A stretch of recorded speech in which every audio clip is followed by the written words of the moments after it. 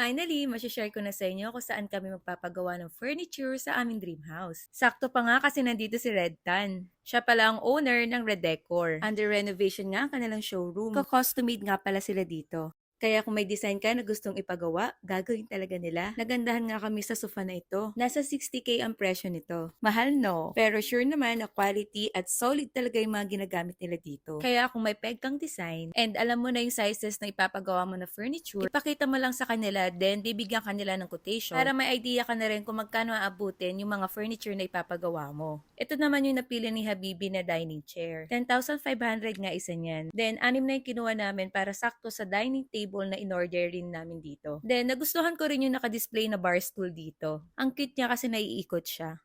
Ang isa nga nito ay nagkakahalaga ng 10,500. At ito na nga yung pinaka-exciting part. So, dito nga ay namili na kami ng mga fabric at kung anong color ang gusto namin. Grabe, ang hirap mamili kasi ang dami pagpipilian. Sana all pinipili, char. After namin mag-decide, so ito, pina-finalize na lahat ng mga orders namin. Guys, thank you so much, Lord, talaga. At syempre, thank you so much din sa Habibi ko na napaka-supportive. Oo lang siya ng oo talaga sa lahat ng gusto ko.